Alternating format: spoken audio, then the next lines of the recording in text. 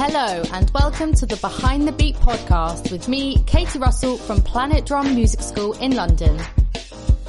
Join us as we talk to special guests and industry professionals about all things music.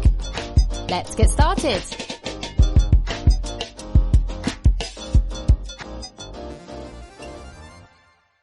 Hello and welcome to the Behind the Beat podcast with me, Katie Russell from Planet Drum Music School in London. Today we have a very special guest on with us. We have Gary Astridge, who will be talking to you in a minute.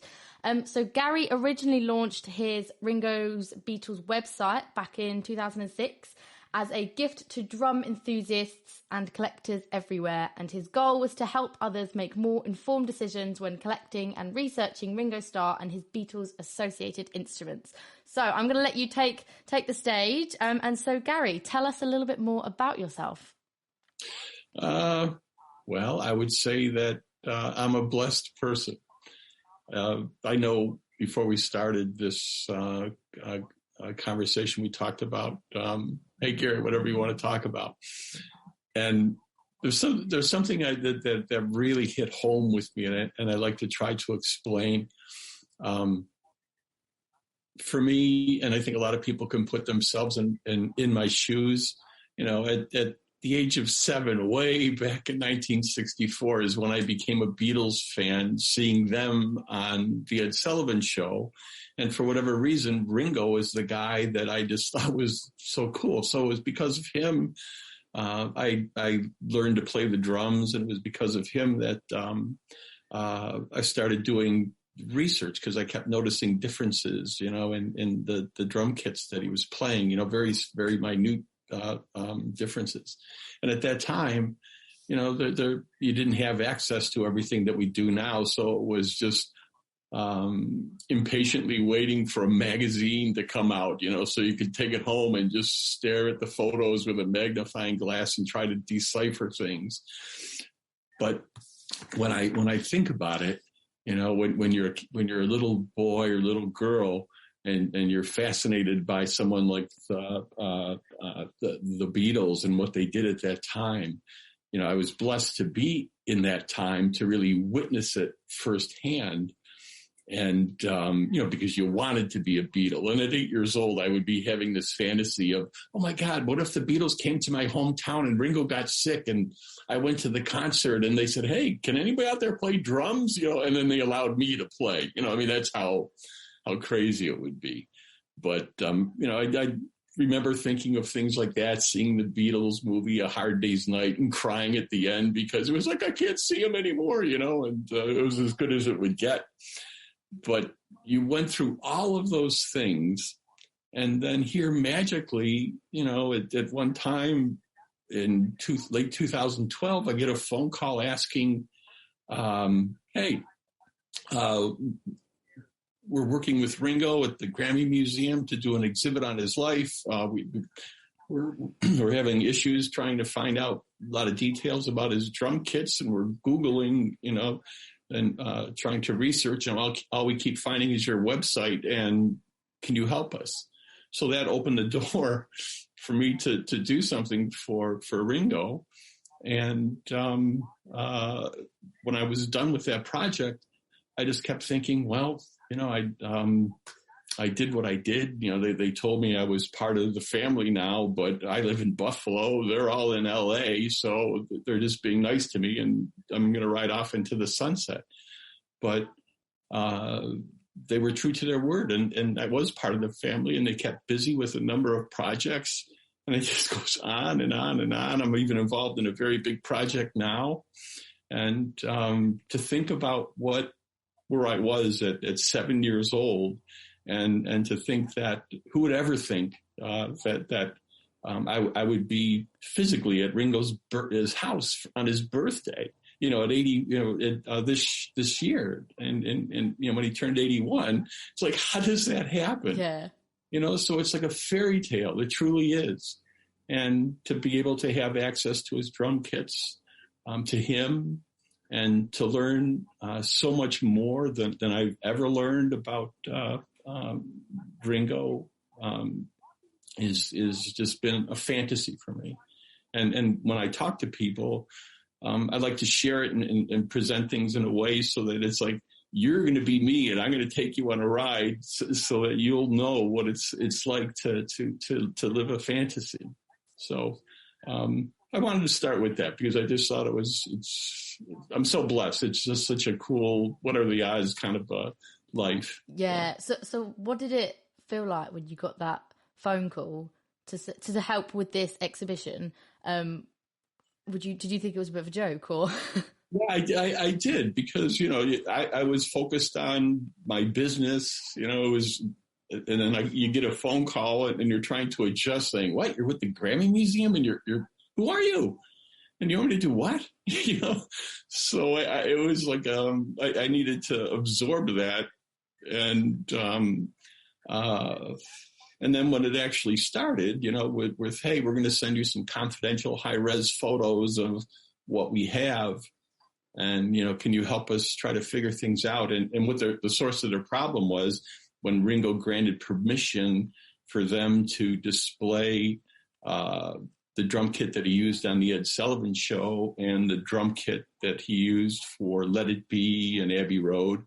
They wanted to use those kits to signify the start of Ringo's career with the Beatles and the end of it.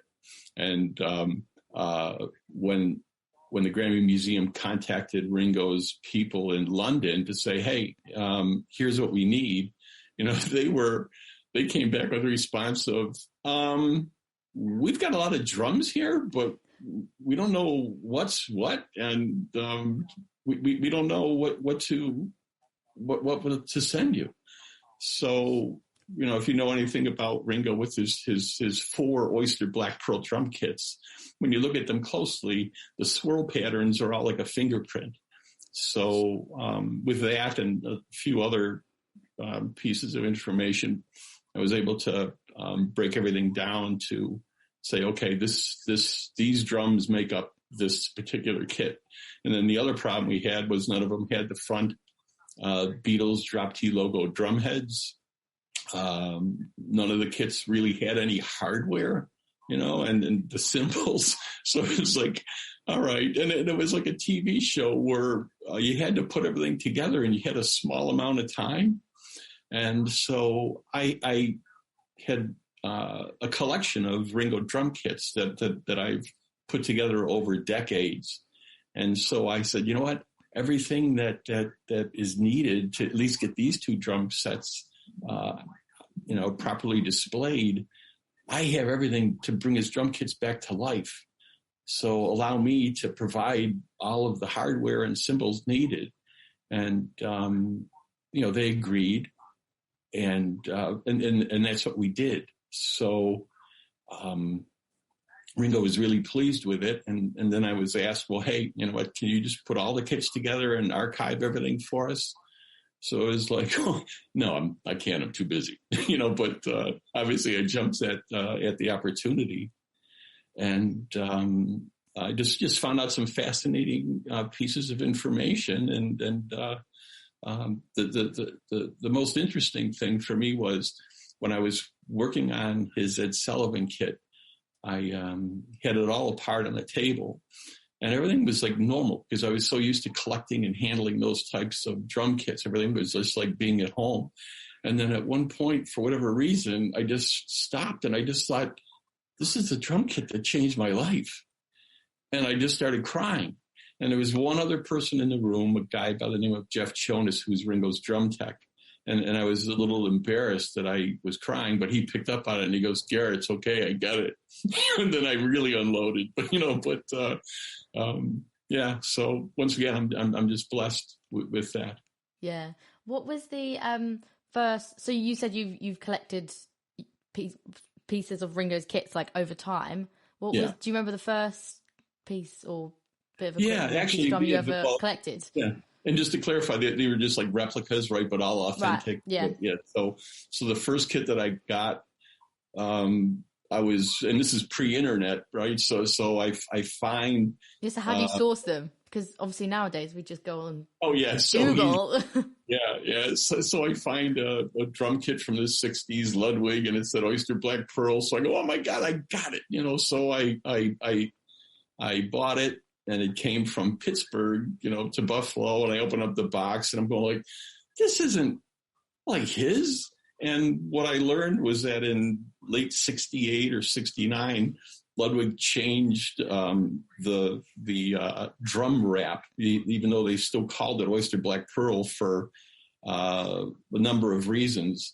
They changed the formula for making the wrap, so it looked nothing like it, and it was called the bowling ball wrap, or nicknamed that.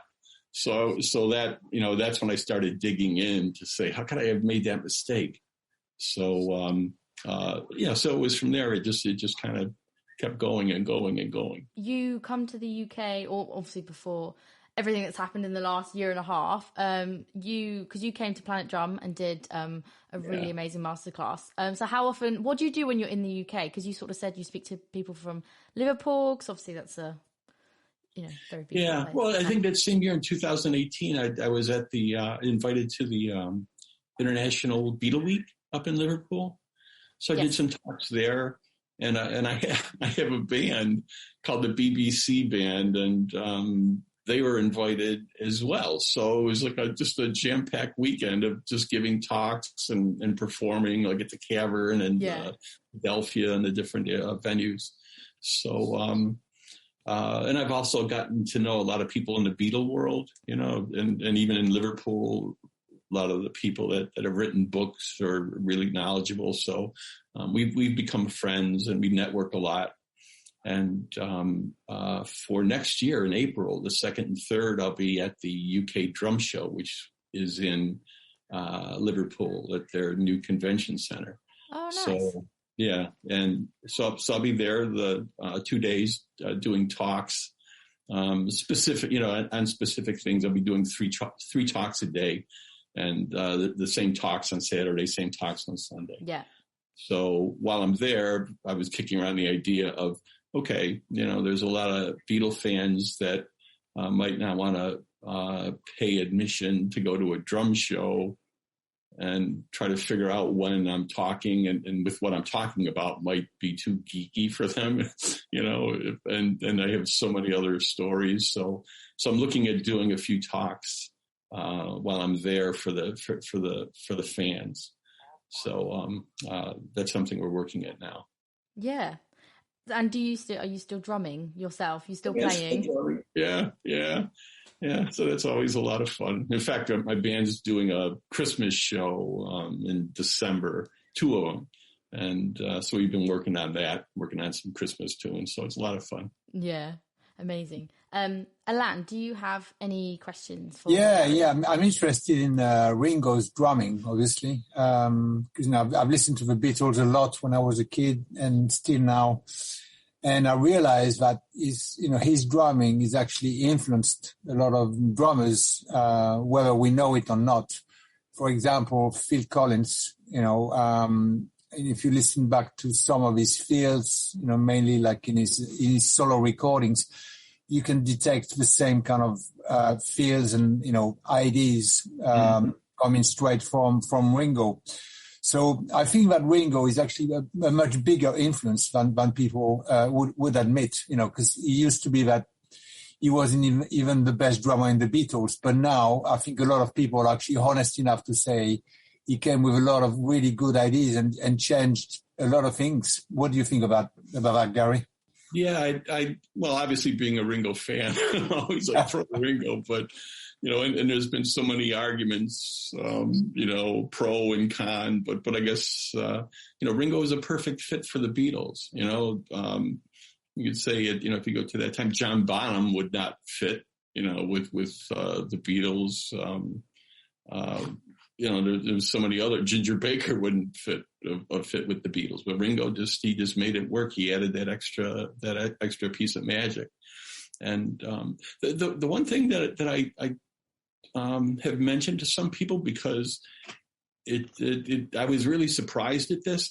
Have you ever been around a musician, whether it's a drummer or a guitarist, and they just have like that magic? It's just like, whoa, And I always use the example of like you could have one guitar perfectly tuned and have three guitarists that all know a specific song, and you ask each one to play it.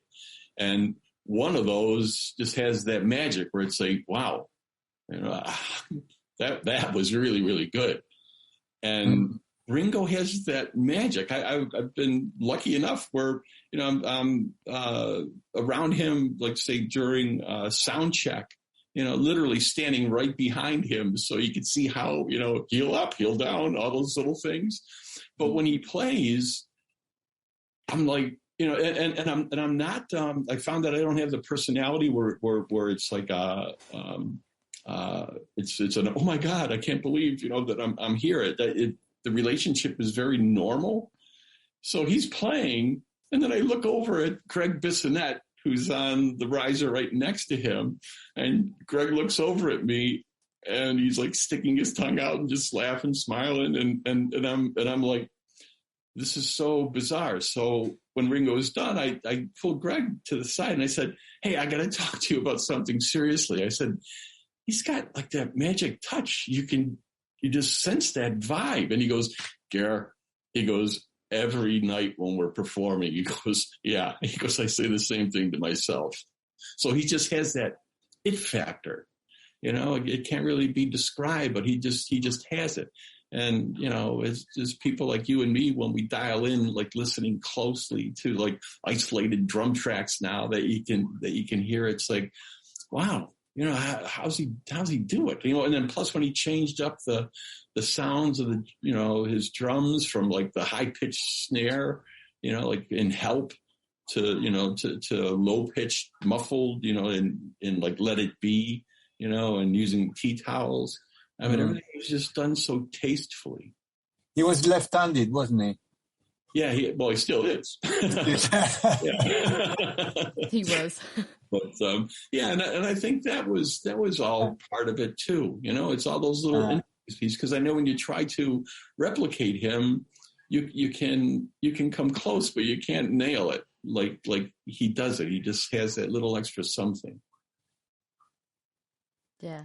I don't know if you agree, but no, yeah. I think what I can hear in his playing is like, I mean, you can see the way he's playing the hi-hat, he's got that kind of shuffle, even when he's playing straight. He's got a movement on the kit which makes it groove. It's like Charlie was with the Rolling Stones, and these guys might not be the most flashy drummers ever, but they have a feel which is very hard to replace.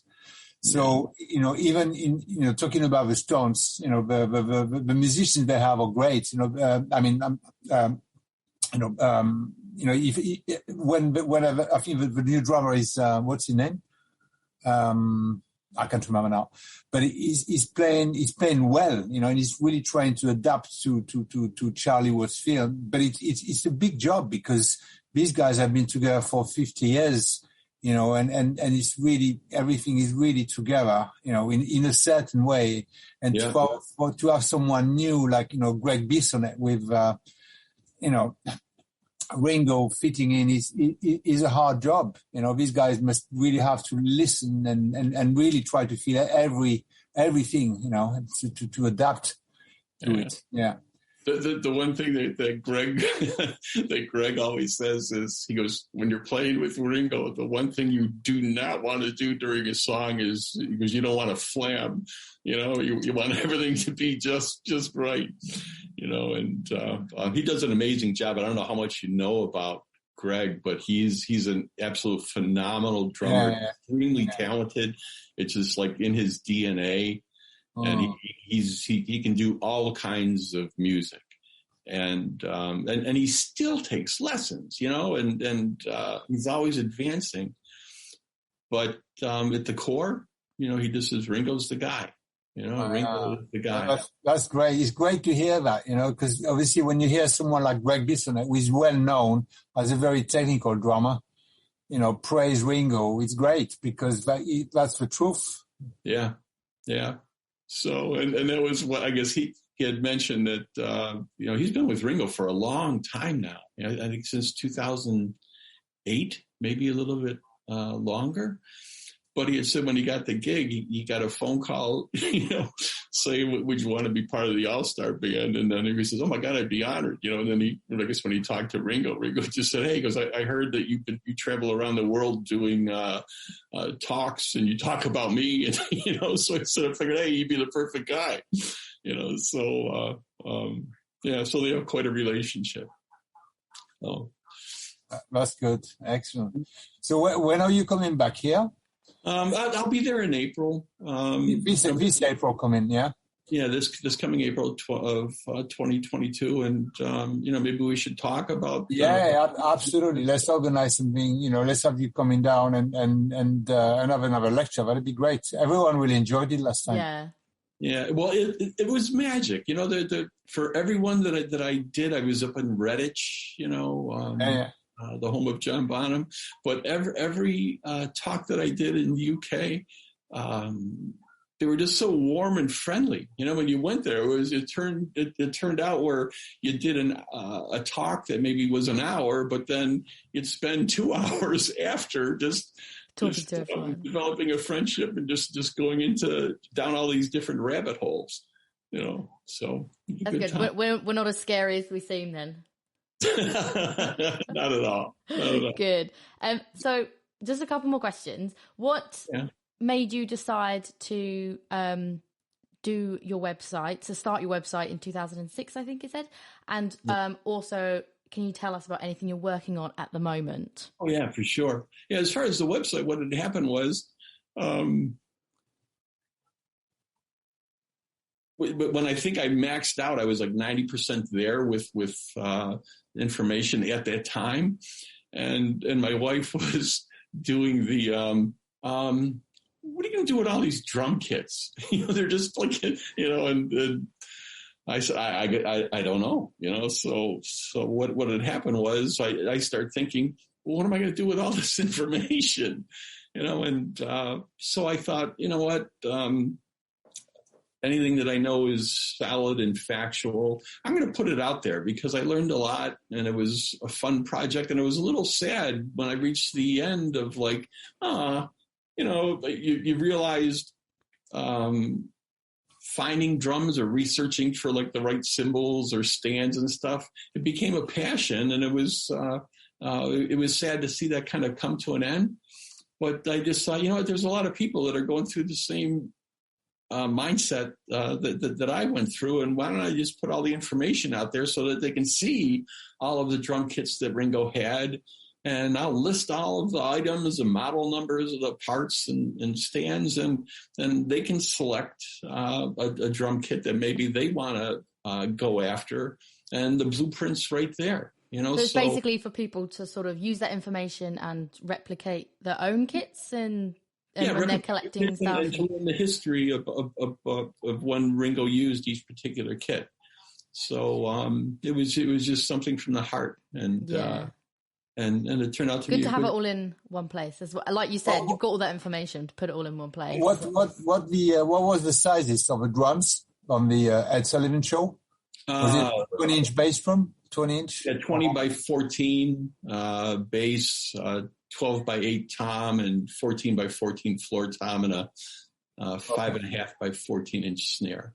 Okay, so standard size, standard, like really jazz size. This was kind of standard, yeah. Yeah. So a project that I'm working on now. This is actually it's really, really awesome. If you go to my website, which is Ringo's Beetle singular kits.com, there's a link that says Peace and Love Initiative. And I don't know if you have seen this, but Ringo donated a hand, his hand making the peace sign, to the city of Beverly Hills. And Ringo is serious. I mean, everybody knows him now, that it's like Ringo is all about peace and love.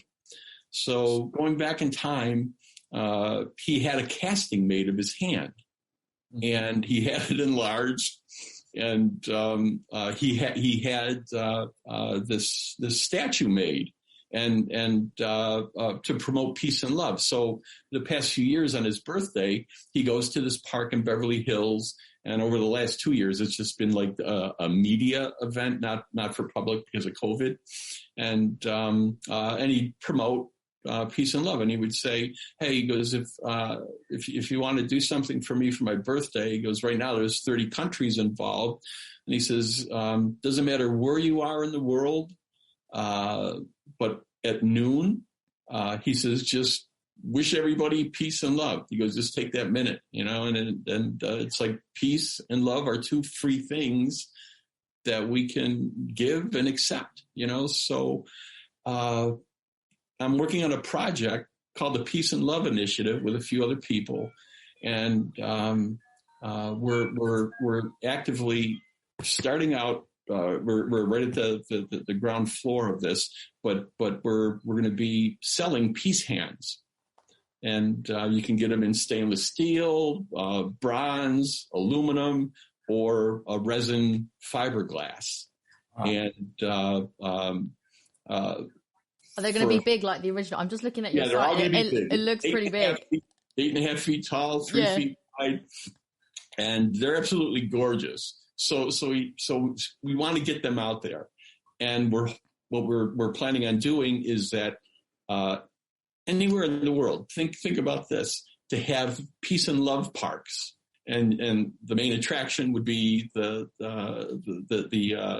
hand statue, and an ultimate idea would be to have them around the world, so that one in Japan would take on that culture and that look, of flowers and trees and things like that.